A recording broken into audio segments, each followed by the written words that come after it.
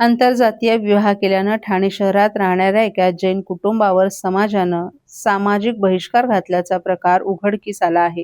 या प्रकरणी या कुटुंबानं पोलीस यंत्रणेसह सरकार दरबारी खेटे घालूनही न्याय मिळत नसल्याची माहिती ॲडव्होकेट सागर कदम यांनी एका पत्रकार परिषदेत दिली आहे. सोहनलाल छबिललाल जैन असे या बहिष्कृत कुटुंबाच्या प्रमुखाचं नाव आहे. ते नामदेववाडी पाचपाकडी येथे वास्तव्यास असून त्यांना आणि त्यांच्या कुटुंबियांना गेल्या 4 महिन्यांपासून या बहिष्काराचा सामना करावा लागतोय.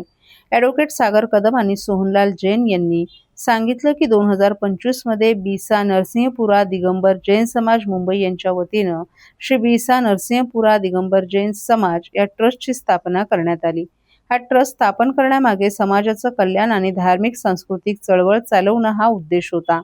मात्र या ट्रस्टचे अध्यक्ष महावीर धुलचंद टाया यांनी या उद्देशालाच हरताळ फासलाय.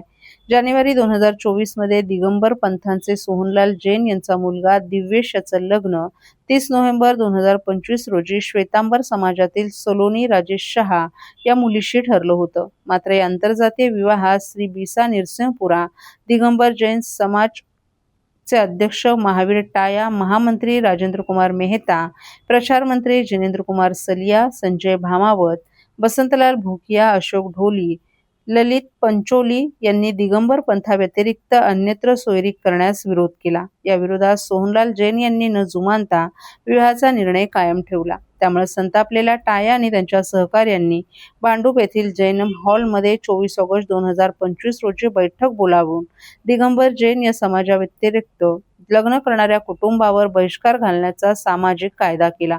या कायद्यानुसार जो बहिष्कृत कुटुंबाला आपल्या कार्यक्रमात बोलवेल त्यालाही बहिष्कृत करण्याचा नियम घालण्यात आला.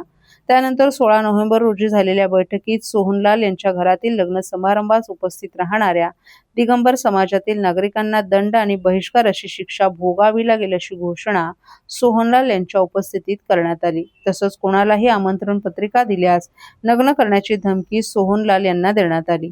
30 नोव्हेंबर रोजी दिव्येश आणि सलोनी यांचा विवाह लग्नविधी संपन्न झाला. या सोहळ्यात उपस्थित राहिलेल्या लोकांना माफीपत्र देण्यास लावून 11,000 रुपये दंडाची रक्कम भरण्याचे आदेश व्हॉट्सअप ग्रुपवर देण्यात आले. त्यानंतर 21 डिसेंबर 2025 रोजी सोहनलाल यांच्या मूळ गावी सभा बोलावून सोहनलाल जैन आणि त्यांच्या कुटुंबियावर जाहीरपणे सामाजिक बहिष्कार घालण्याची घोषणा करण्यात आली. त्यानंतर समाजानं सोहनलाल जैन यांच्याशी असलेले संबंध तोडले असून गेल्या 4 महिन्यांपासून त्यांना कोणत्याही शुभ अशुभ कार्यात सहभागी करून घेतलं जात नाही. सामाजिक मेळाव्यात तसंच समाजातील कोणत्याही व्यक्तीशी कौटुंबिक किंवा व्यावसायिक संबंध ठेवण्यास प्रतिबंध करण्यात आलाय. या प्रकरणी सोहनलाल जैन यांनी नौपाडा पोलीस ठाण्यात लेखी तक्रार देऊनही कोणत्याही प्रकारची कारवाई करण्यात आली नसल्याचं ॲडव्होकेट सागर कदम यांनी सांगितलं.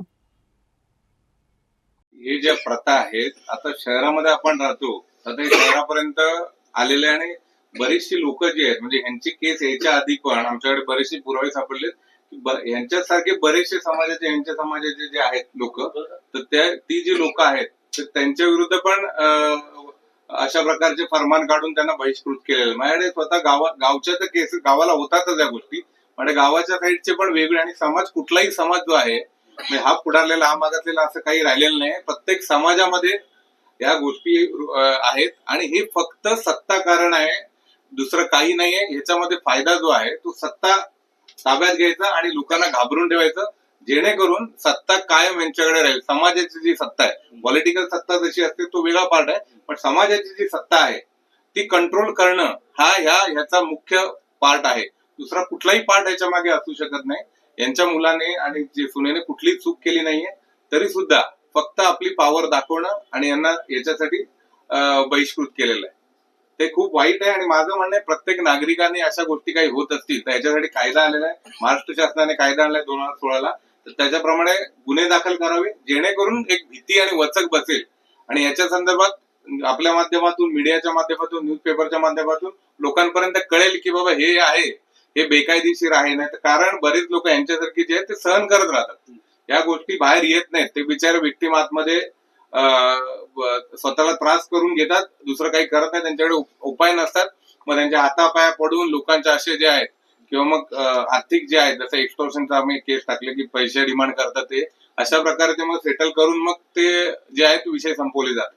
तर त्याची भ्यायची काही गरज नाही. याच्यामध्ये कायदा आलाय त्याच्यामुळे गुन्हे दाखल करा आणि अशा लोकांना शिक्षा होईल याच्यासाठी प्रयत्न करा.